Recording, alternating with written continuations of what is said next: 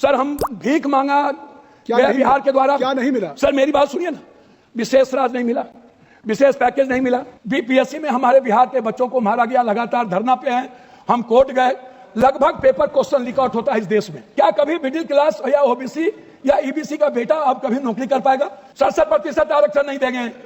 अब जाति जनगणना की बात बीजेपी के मुंह से शोभा नहीं देती। लगभग बाबा और नागा जो नेता वहां जाते हैं और जो बड़े पैसे वाला, उनको भी डुबकी लगा के मर जाना चाहिए ताकि इन लोग का कल्याण हो जाए, ये मोक्ष पे चल जाए।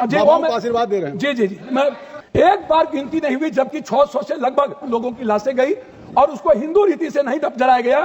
क्या हमारे संस्कार इतने गिर गए कि हम हिंदू रीति से उसके लाश को भी नहीं जलाए? धन्यवाद अध्यक्ष जी, मैं आभार प्रकट करता हूं और माननीय राष्ट्रपति महोदय जी के अभिभाषण पर बोलने के लिए खड़ा हूं। एक कहावत है हम लोग के बिहार में, सूप बाजा था बाजा चलनियो बाजा, भाग गए वो, और हमाम में सब नंगे, हट डाल पर उल्लू बैठा अंजामे गुलिस्ता क्या हुआ। इन लोग कुटुंबकम और मानवता के लिए जो प्रतीक थे, आज वो गुजरात गांधी से हटा करके, पटेल से हटाकर उनको नाथूराम गोडसे और नए गुजरात की परिभाषा से परिभाषित की गई, शुरुआत किया गया। और जब आए तो उन्होंने काला धन, जाली नोट, 15 लाख रुपया से शुरू की, 2 करोड़ नौकरी, नोटबंदी, जीएसटी, आप उठा करके देख लें, एक भी वादे पर दोबारा, इतना प्रधानमंत्री की नोटबंदी सबसे अहम घोषणा थी, आज तक दोबारा चर्चा इस सदन में नहीं हुई कि नोटबंदी से किनको बेनिफिट मिला, किनको नहीं मिला, नोटबंदी से देश और किसान और महिलाओं की कितनी क्षति हुई, व्यापारियों की कितनी क्षति हुई और मजदूरों के हालात क्या हुए।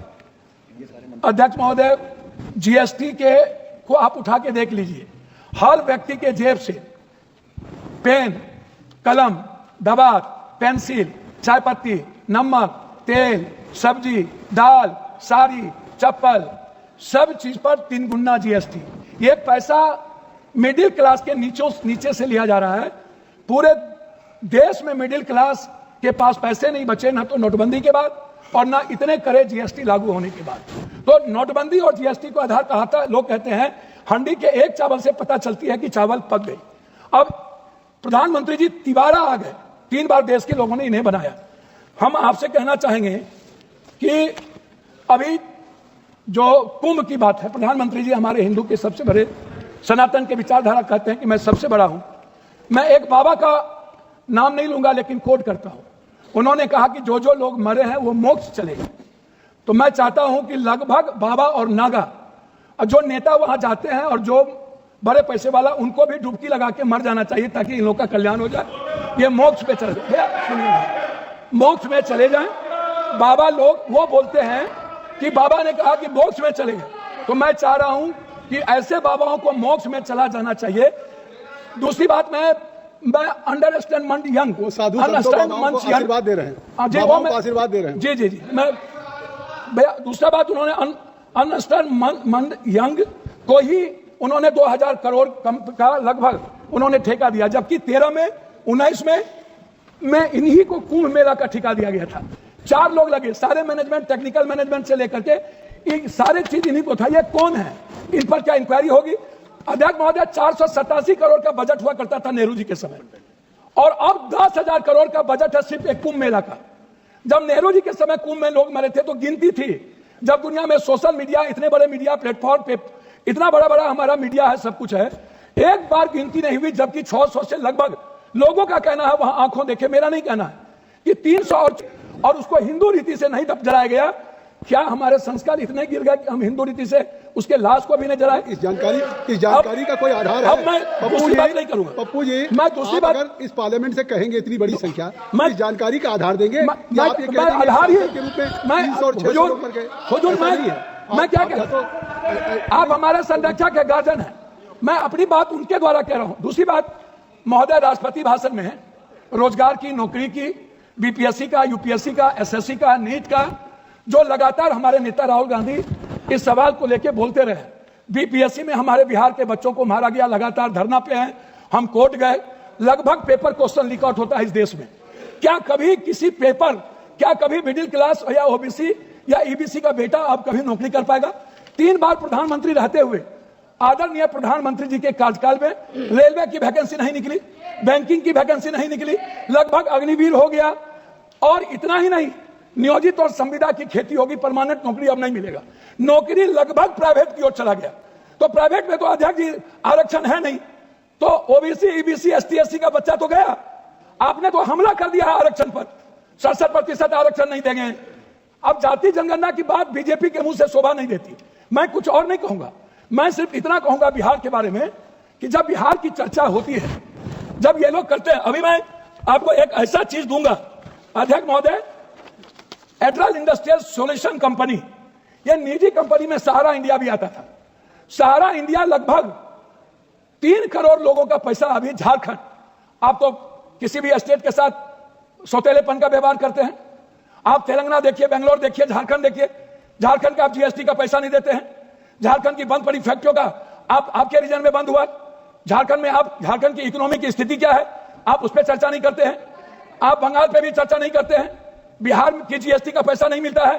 तो जो लोग ये बात उठाते हैं, मेरा कहना क्या है अध्यक्ष महोदय कि एजुकेशन पर कितना बजट आप देखेंगे कि मेरे पास है महोदय, 2014 में 7.4, 2024 घट के हो गया 6.4, 19 में 2020-21 में 6.6 की गिरावट आ गई आर्थिक विकास दर में।